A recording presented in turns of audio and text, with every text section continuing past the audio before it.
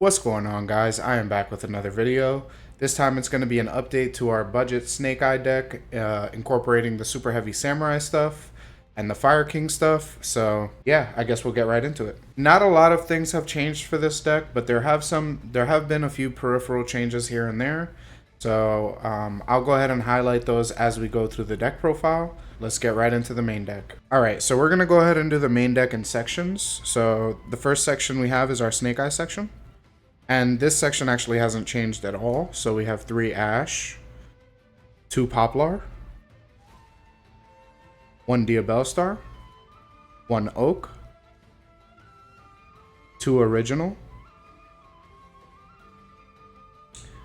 1 Snake Eyes Flamberge. So this is going to be your Snake Eyes package. It really hasn't changed at all. Actually, the only thing that has happened is the field spell has been taken out and put into the side deck. And that's just to deal with shifter decks.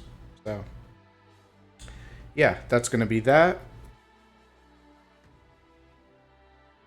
And I will emphasize again that the Diabellstar is 100% optional. The second Poplar is somewhat optional. It does come up pretty often, but the deck can run with just the 1 Poplar. So if you can't afford the second one, don't worry too much. You can still play the deck with just 1 Poplar. Alright, so for the super heavy stuff, we have 3 Motorbike, 3 Wakaushi, 1 Soul Gaia Booster, 1 Big Benkei. So again, this hasn't changed at all. The super heavy stuff has become slightly less useful because we don't have the 2 synchros. Which were something that we could go into using our super heavy stuff. But we do have some alternatives to play instead of those, so it's not that big of a deal. It's more of an inconvenience. There is one thing that hurts a lot, and that's going against board breakers. But because Fire King is so good against board breakers naturally, I don't think that's going to be a serious problem. Next, we have our Fire King stuff, and we'll go ahead and start off with our honorary Fire King Snake Eye card, which is 1 for 1. This card is really, really good in the deck. Unfortunately, you do have to discard a monster, but if you didn't, it would be absolutely busted. So you do want to run this card if you're on a budget, even for the super heavy samurai deck, because having it is better than not having it. So then we have our actual Fire King stuff, which is our 1 Ponix. We don't need to bump this up because none of our starters got hit. If any of our starters got hit, then we might have bumped this up. But because none of them did, we don't have to. Then we have our Barong, the brick of the deck, along with these 2 cards and kind of Flamberge. Big Benkei is actually probably the biggest brick in the deck because if you draw it, you have to normal summon the Wakaushi, which really, really sucks. But Barong is also somewhat of a brick. It is still good because if you draw it, you can destroy it to then search your Kirin on the next turn, even though you might not have had it with that combo. So yeah, Barong isn't terrible, but it is somewhat of a brick. And then you have Arvada, which is our monster negate on our Fire King side. Really good card. It does come up all the time. It is accessible through the 1 card combo in many different routes. So I do highly recommend playing it and never cutting it, and most people don't. So then you have our spells, which is Sanctuary, 1 Island, 1 Circle. We did play Skyburn for just a short bit of time, just because Summon Limit was running around like a madman. But now that it's banned, we don't necessarily have to worry about that.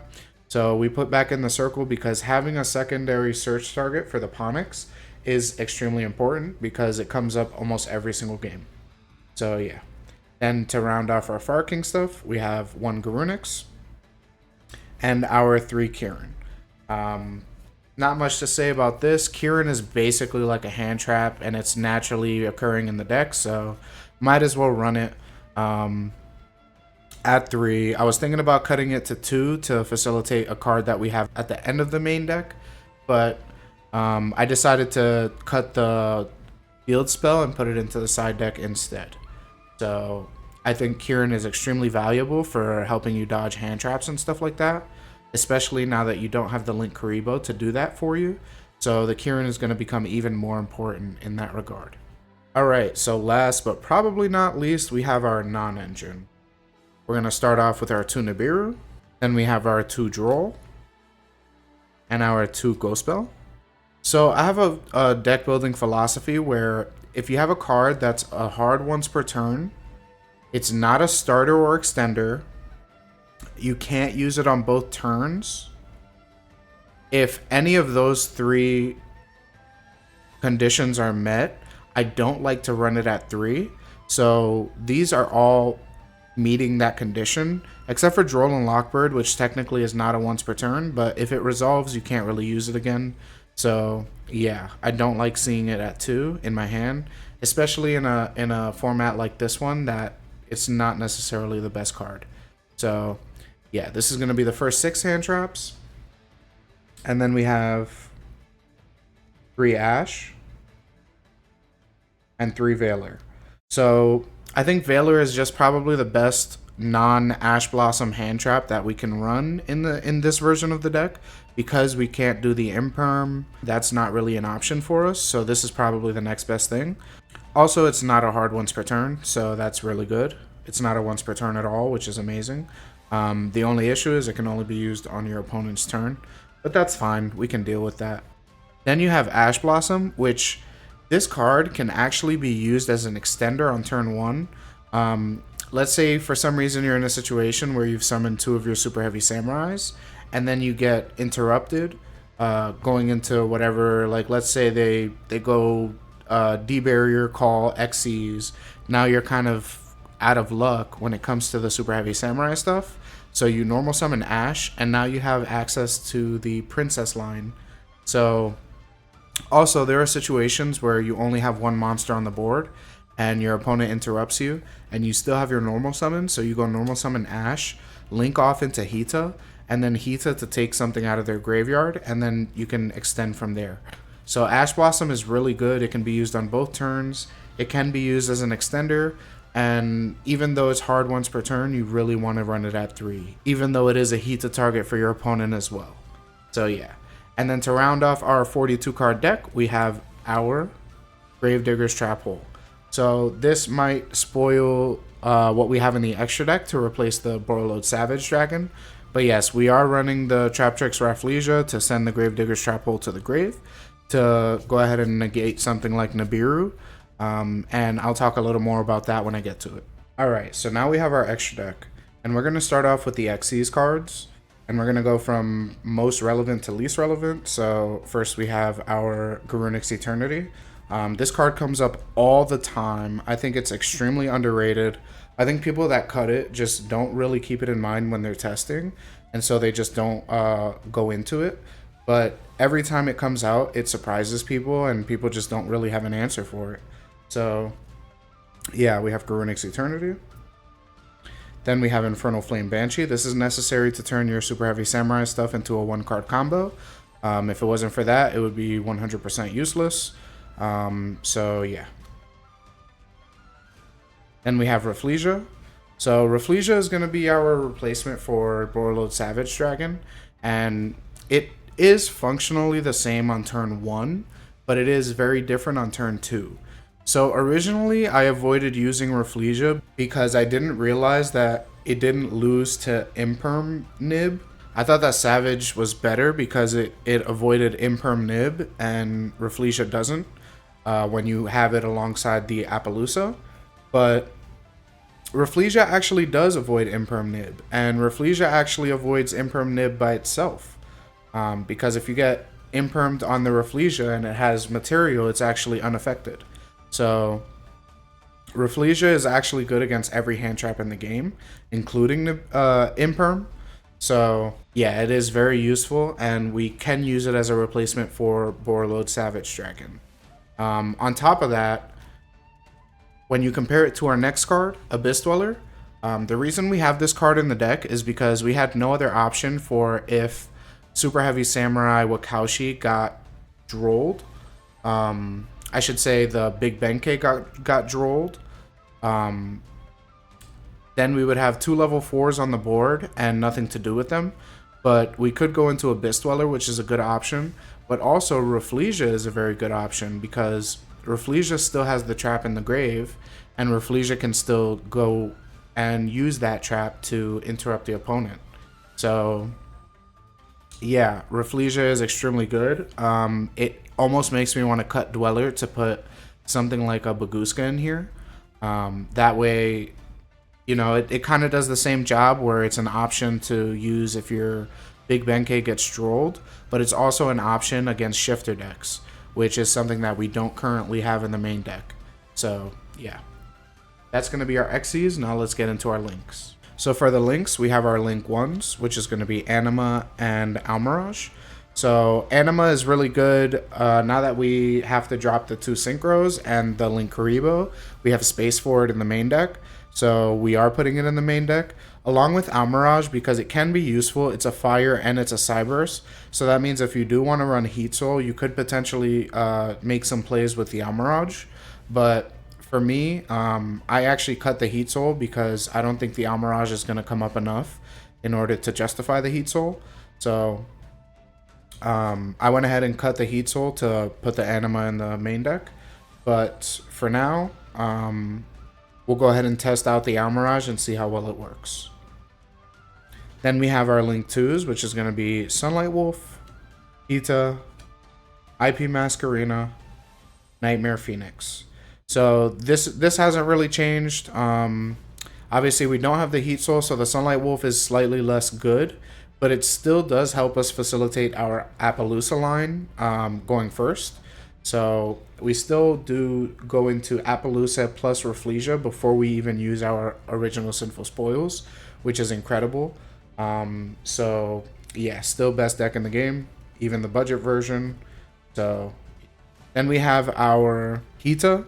Hita is really good for taking, for example, your opponent's Ash if they Ash you, and then using that to link off into your Princess, things like that. So yeah, really good card. Then we have our IP Masquerena, basic generic card in the deck, helps you get into Appaloosa, helps you get into Nightmare Phoenix, helps you get into Underworld Goddess, which we do play in the deck. So yeah, this is going to be your Link 2s and your Link 1s. Alright, so for our Link 3, we have our Princess. That hasn't changed, obviously. I don't think I would run 2. I've heard a lot of people say that the second one comes up all the time. For me, you know, it comes up, but also if you have that option, then you probably have another option as well. So it's not necessary for me. And also, we run the Circle of the Fire Kings, so Circle of the Fire Kings essentially does the same thing on turn 3, so not a big issue. Then we have our Link 4s, which is going to be Amblo Whale, Appaloosa, and Zealantis. The Amblo Whale is still our basic option after going into Promethean Princess. Appaloosa is still extremely good for avoiding Nib and also just having a general monster negate going into your opponent's turn. And then World Sea Dragon Zealantis is a really good option to link off your Link 4s to then go ahead and break your opponent's board apart. And then we have our Link 5, which I teased earlier, which is Underworld Goddess. I do believe that Pearly is going to see a lot more play, so I do think that Underworld Goddess is going to be extremely good. I don't know if it's gonna come up more often, but I do know that it is gonna be really, really good in the format. So, all right, so now we have our side deck, and the first 2 cards are gonna be basically your time cards. It's just gonna be Kieran and Scattershot. Basically, once you go down your Fire King line and you activate your Garunix effect, you can send the Kieran, and then the Kieran will send the Scattershot, and the Scattershot will burn for 500. So that's how you win in time, and that did actually come up for me at the last locals I went to. So it does come up fairly often. Then you have 2 Dino Wrestler Pankratops. This is mainly to take care of back row. We don't have much back row hate just because back row isn't going to be a big issue anymore now that the summon limit is gone. That was really the only issue we had. And then Anti-Spell was probably second on the list, and Anti-Spell is now limited, so that's not a big issue as well. But Pankratops is also good against not just back row, but also other things. So it also is a free body, so that's really good. Yeah, highly recommend the Pankratops. It's very cheap as well, so that's good. Then you have the Divine Temple. This is mainly for shifter decks to really avoid losing to those, because it can help you basically just swarm the field and avoid your opponent really being able to attack for game. So the next cards are going to be probably the most important and the most significant change that we make after the ban list, and that's going to be 3 Solemn Judgment, 1 Anti-Spell. So the reason for these 4 cards is going to be to beat board breakers. Because right now, because we lost our Omni Negates, we have no way to negate spells. We only have our Rafflesia for monsters, and then the Rafflesia itself is kind of impervious to traps. So the traps aren't necessarily a problem either. But we really need a way to avoid those big board breakers like Talents, Thrust, the Dark Rulers, the Shaddoll Fusion, stuff like that. Then we have 3 going first cards, and we're going to go ahead and take advantage of the fact that we play Rafflesia, and we're going to play 3 different trap hole cards that are really good against different cards in the meta. So Floodgate, like I said, I believe Pearly is going to be a problem in this meta, because of the fact that we lost the Omni Negates, and we also got one of the Pearly cards to 2. I think it's Delicious Memory, if I'm not mistaken. So Floodgate is really good against that deck, and even just like seeing it in your hand going first is insane. So, and then for Floodgate also, things like Flu is a really big problem, especially if it draws Shifter. So having an out to their boss monster is pretty good. Next, we have Trap Tricks, Trap Hole Nightmare, and Terrifying Trap Hole Nightmare. These 2 are really good against Snake Eye. They're really good against things like Branded, Voiceless, basically anything that special summons and has big monsters. So yeah, that's going to be those 3. And then we have 3 extra deck cards for the last 3 cards in our side deck. And they're basically going to be just shifter options and board breaking options. So the shifter options are going to be Kiki Nagashi Fucho, Jesus Christ, and Baguska. So anytime we're going against the shifter deck, we're going to side these 2 cards in 100% of the time.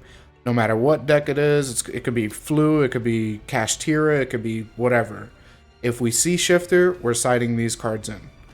And then a board breaker, Scarlet Red Dragon Archfiend. This is also good for time. We can go into it using the super heavy samurai stuff. There's no necessary like links in the grave that you need or anything like that. So in that way, it's actually better than Savage. It also helps facilitate putting the Wakaushi back into the pendulum scale, because now that we've lost Savage, we've lost the ability to do that through our mainline combo.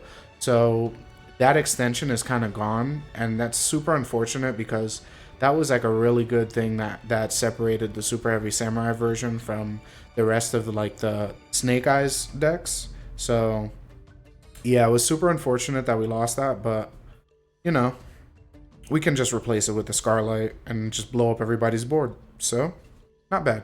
All right, and last but not even close to least, we have our tokens. We have our budget nib token, the G Golem token. And then we have, I went ahead and looked through my collection to find some hollow tokens. So this is going to be the best tokens that I have. I didn't want to just use 4 Tri-Brigade tokens again. So yeah, I got a Dark Soul token, a Jesse and Ruby token from the structure deck, a Jesse Anderson token with all the Crystal Beasts, also from the structure deck. And then I have the Tri-Brigade token still, because Tri-Brigade is still one of my favorite decks. So yeah, that's going to be this deck profile. Let me know what you guys think. Let me know if there's other changes that I could have made that would have made this deck better in the comments down below. And I'm out. Peace.